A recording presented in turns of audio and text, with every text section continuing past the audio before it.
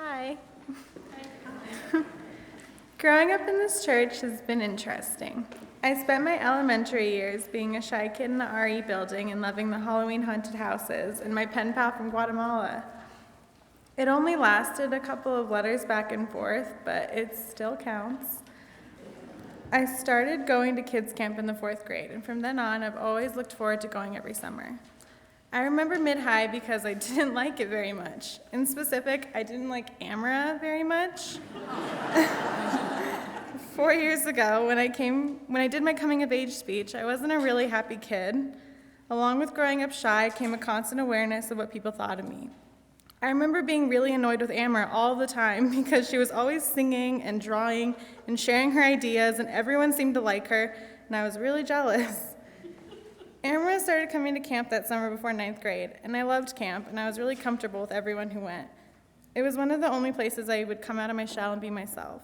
So when I learned that Amara was going, I wasn't thrilled, to say the least, but to my surprise, it wasn't the worst week of my life.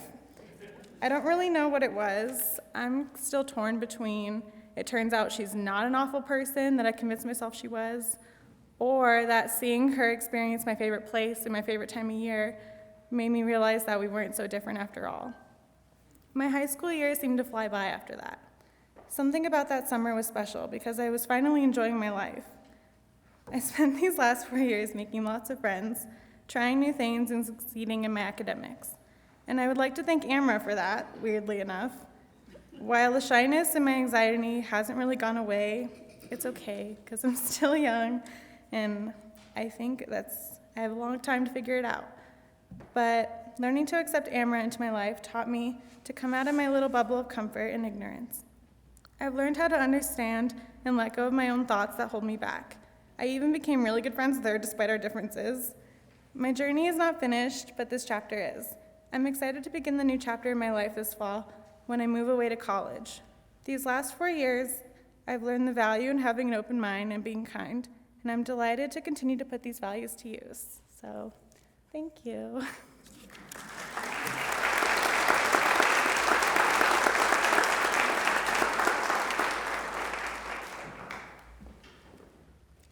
Feeling kind of called out. Geez, wasn't the hugest fan of you either, Nazan. So yes, I am Amara, as you've heard of because of Nazan. Yeah. It is so weird, almost unsettling, to look back and try to remember what my life was like before moving to Albuquerque and having my entire life flip upside down. The precious ignorance of a kid that I used to hold seems so sweet in my memory. So sweet that I almost wish I had been oblivious forever. But of course, that is just not possible. For better or for worse, the childlike bubble that blinds us all at one point is inevitably going to pop once you have gained awareness of the lightness and darkness that surrounds you. When you are finally exposed to bits and pieces of information that you had neglected to acknowledge before, you may find that you felt more secure in the blissful omission of truths. The day your ignorance is lifted is the day you stop truly being a child. Throughout high school, I was forced to face the harsh reality of myself and my own self-image, resulting in the depression and anxiety I have today, but also in the motivation and drive I have to create and the compassion I have for other people. My experiences have opened me up to the world, taught me to have faith in the things that I believe in, and to not give up on myself or what I am passionate about. Back when I shared my homily in the coming-of-age ceremony, I had not yet fully developed an understanding of myself or how I felt about the world around me. I had very basic ideas of what I wanted and hadn't allowed myself to view the world realistically. In my freshman year, I was exposed to new situations, opportunities, fears, and heartaches. I didn't see the opportunities, even as they stood right in front of me, instead only letting myself see the things that scared me and left me feeling alone. Suddenly, I had lost motivation to do almost anything. I didn't even feel like myself. The only thing that still made me content was my art. When I was drawing, it was me, not some pretend face that stood as a protective barrier. I wasn't afraid in my art, and I was able to express the thoughts and emotions that filled my head without fearing the judgment of others. I was becoming more aware of reality. As my anxiety got worse sophomore year, I pulled through, using my creativity to keep me sane. But even as my cognizance was stripped from me, only denial took its place as I tried to hang on to the beauty of being unaware. I mourned the ending of my innocence and just wished I could go back. My refusal to come to terms with the present only fed my depression and kept me from growing to my full potential. Months went by, but I was still stuck on the past. Somehow, in the past year, I've managed to stop dwelling on things that have ended and look to the things that I have the power to make happen. I've stopped yearning for my past ignorance and accepting life the way it is. My art has reflected this change, and this change of heart, as it became happier and more colorful. The anxiety attacks are not nearly as frequent as they had been before, and I've managed to gain self-confidence in both my abilities and appearance and self-worth. I've even allowed myself to find happiness in trusting people and allowing myself to be vulnerable, even though it's still scary sometimes. In losing my ignorance and the denial of this loss, I've become a more open and honest person. I still look back on the absence of my past self with a tinge of remorse, a little girl who was happy, confident, strong, and creative. But even if I had the option to go back to living obliviously, I would stay where I am today. Anxiety and depression will continue to follow me around, but they don't need to be the end of me. I think back to that little girl I had once existed as, and know that she is still inside of me. I am creative, I am strong, I am capable of confidence, and happiness is completely obtainable by me, even though I sometimes forget. Depression has made me more sensitive, but sensitivity is not a bad thing. Anxiety has made me a bit more reserved, but this trait is not bad either. I feared the truth, and I wished it didn't exist, but now I see that it is necessary and beautiful. I found spirituality in my art and in the truth that I welcome into my life. As I said in my coming of age, I am an artitarian. Being able to recognize the truth as it is and express my love, doubt, passion, and fear is the key to my happiness, and I'm ready to accept things that my credulous cognizance used to hide. Ignorance may be bliss, but acceptance is true peace. Thank you.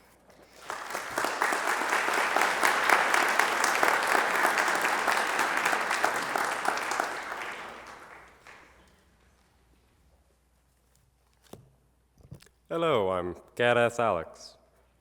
I've always been fascinated with the inner workings of the mind.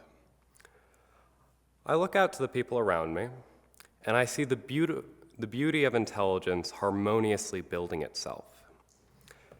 My favorite aspect is learning, the capacity to change our thoughts for the better.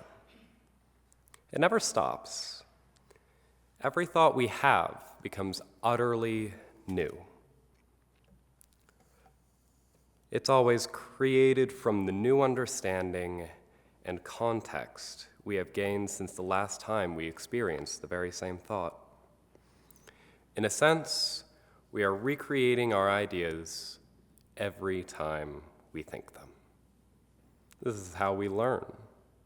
We take the old, and we take the new, and we refine the old. If you look at the neurochemistry of the brain, memory is no different. Our memories are fundamentally connected to our thoughts and feelings about them. Furthermore, we create them in the same manner. This is why we often think we are bad at remembering. Because the memories are different from the reality of the experience. Every time we remember, they are influenced by our thoughts and experiences since the time of the memory. A lot of people would say this is a bad thing. A good memory is one that is accurate to the reality of the situation. And on some level, I agree. After all, if you look at a video of events, everything will be the same every time you watch it.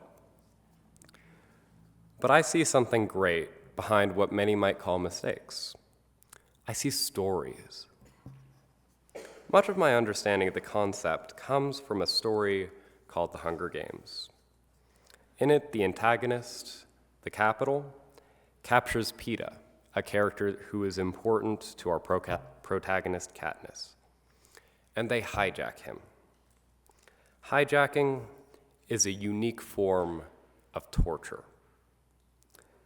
Peeta is exposed to video and images of Katniss while being poisoned with a substance that causes fear and hallucinations. By the end of the procedure, his memories are so corrupted that Peeta, who previously loved Katniss on a deep level, is now aggressive towards her and views her as a threat.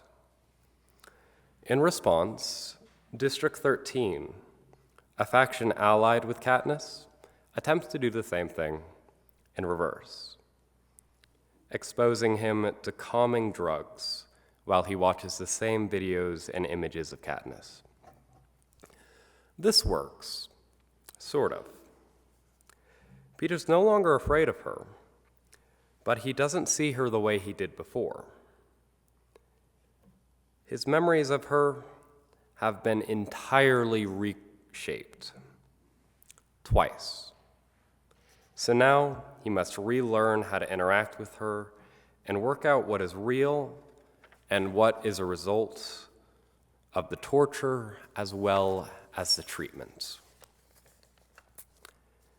It's amazing how much our experiences are shaped by the stories we tell ourselves.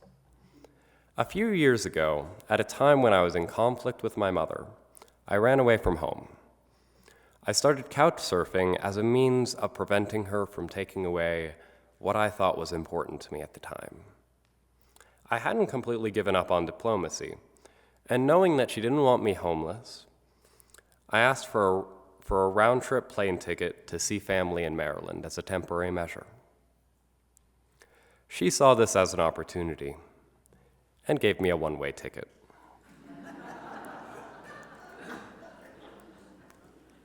I had trusted her and never checked until I got there.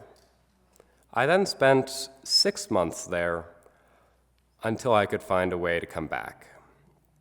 What I found to be true about the memories is for a long time, the stories I told myself were far more important than what actually happened.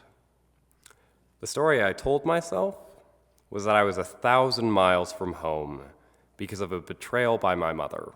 I was a refugee, a vagabond. I spent most of my time there obsessing about the idea of getting home. But that's a very pessimistic story. Had I been a little bit more optimistic, I would have seen a mother who, despite conflict, had sought to keep me off the streets and took an opportunity to do so, leaving me in a household with a family that loves and cares for me deeply, and did everything in their power to help me grow from the experience and even try to help me enjoy it, giving me what could have been a whole new life seeded from a strong familial bond. I wonder what it might have been like if that had been the story I'd chosen to tell myself. As powerful as stories are, I've found that sometimes it doesn't even have to start from an experience. My father is a storyteller. He has a decent collection of them by now, and some of them include me. Some from a time before I was even capable of remembering. But I remember his stories. A great deal of memories are ones I've created in my mind from the very stories I hear. When I describe these stories back to my father, they're accurate to the story, but every other element is inconsistent with what actually happened. Makes sense, seeing as I don't actually have any memory of it. Right now, I'm facing something that fills me with both fear and wonder. After living here for nearly a decade, I found stagnation and struggle beyond what I have a solution for. So in the interest of my own growth, I have chosen to move back to Maryland. Now, I think the biggest question is, what story do I want to tell? Am I fleeing a place where, despite my efforts, no matter how much I tried, I wasn't able to get the things I wanted to work, and going to a place where I had been imprisoned? Or maybe I'm coming from a place where I did a lot of good, made a lot of progress, and left a lot of stories. Going to a place where I will be surrounded by new opportunities, with a family that will support me in pursuing them. Whatever life I end up living, I hope the memories I gathered here I can craft into stories that will help me along my journey.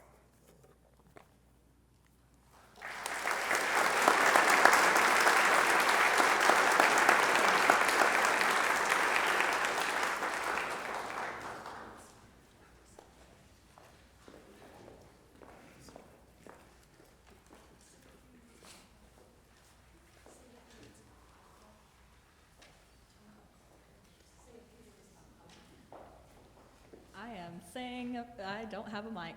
Okay, projecting time. I am saying a few words about the song I am about to sing. It was written by a band called Cloud Cult, and you probably haven't heard of them because a lot of people haven't, but I think you really should investigate their music because the messages in their songs are beautiful and really do reflect our UU principles.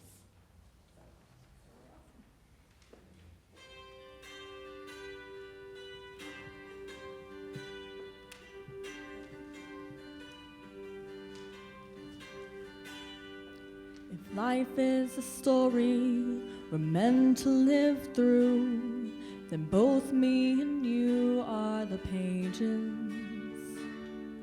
I'll tell you a tale, and most of it's true. You see, I came here for you through the ages.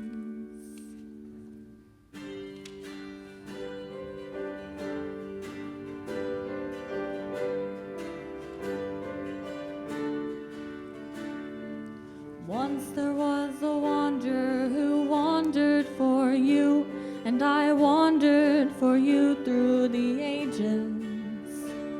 Through rainbows, tornadoes, volcanoes, typhoons, I made it through to be with you through the ages. We were born on a lightning bolt, grew up in the ocean, so troubled through 10,000 lives. So if ever I can't see the magic around me, please take my hands off my eyes.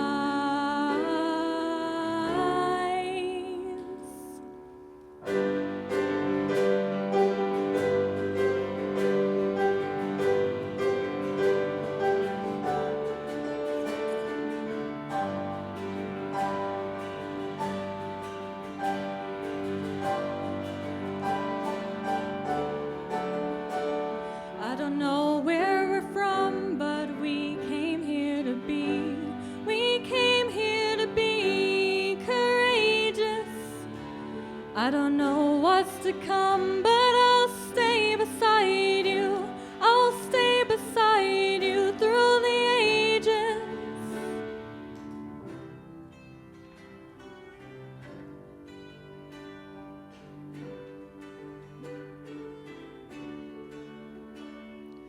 Done being stupid and worried and dramatic, I lay down my every disguise. So if ever I can't see the magic around me, please take my hands off my eyes. eyes, eyes.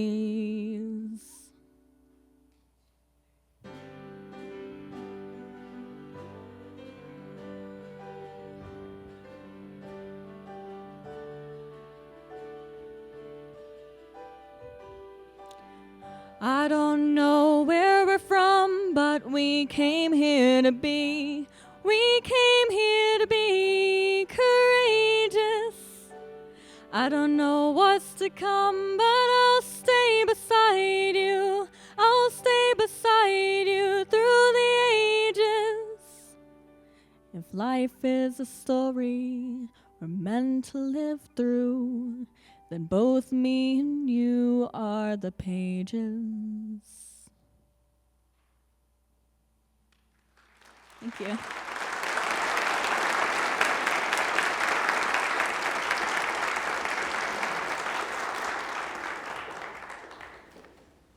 Isn't it amazing to see humans grow up? Nazan has a quiet grace about her that I've noticed in our meetings. Chucky McHenry, a past volunteer youth advisor, says she remembers that when young Nazan attended that UU kids camp, it allowed her to be silly but still retain her dignity. And I still see that dignity Chucky was talking about, Nazan. In contrast, Amra's dad, Brian, describes her as passionate and a force of nature. And I remember her coming-of-age homily 4 years ago when she draped a piece of art over the front of this pulpit and declared herself an artitarian. You can see some of her latest art in the social hall, yes, after the service on the curved mural wall. Some of it can even be purchased, I hear. And I remember when I first arrived here as a new minister, every once in a while, when I asked a rhetorical question in my sermon, I'd be interrupted with a hilarious answer delivered in a deadpan voice. And I'd look out at the congregation and see that it came from a skinny little kid sitting in the front row. It was Alex. He was in 6th grade then, with a sharp mind and a dry wit. Well, I was also once a smart kid who surprised adults by engaging them, and I liked him instantly. Though I did start to think twice about my rhetorical questions. Had to be careful not to set us both up for embarrassment. Now he's grown, along with Amra and Nazan, who are good friends. And we've come to the time in our bridging service when we perform a little ceremony of transition. Will Melissa, Andrew, and Ian please come forward? These are the representatives of our congregation's awesome young adult group here to welcome our bridgers. And Mia and Colin, will you also join us? Come on up, Maya. You guys come up the steps? Yep, and then just walk right across. Maya Stevenson's another member of that group. Mia is the Director of Religious Education Programming for Children, and Colin is our Youth Program Coordinator. And you guys can stand on this side. And Bridgers, will you come and stand next to Mia and Colin? Mia and Colin are saying goodbye to the Bridgers as children, though they will remain part of the congregation, welcoming these people as young adults. We're going to speak some words aloud together as our Bridgers cross over from childhood to adulthood within the church. You can find your words on the insert in the order of service. I invite you to rise as you are able for this part. The first words are for the congregation to say. Please join me in reading them. Today, we honor the youth becoming young adults. Today, we share in your journey and encourage your discovery. Today, we welcome your energy and offer you a safe place to grow. Today, we celebrate your hopes and dreams. Come live, thrive, and celebrate. Today, we give thanks for the joy of knowing you in your childhood, and we celebrate all you have been, who you are now, and all you will be. Today marks an ending, so that I may begin again, to hope and do and learn and be. Today you cross a bridge. Come and join us now. We will support and encourage you. You are among friends. Today I cross that bridge and join in fellowship. Let me grow, but do not let me go. Together, we share a special place. Together, we learn, Together we love, together we grow.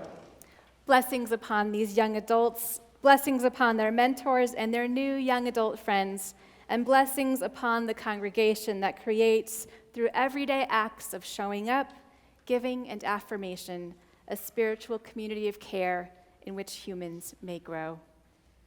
Our closing song is Go Now in Peace. It's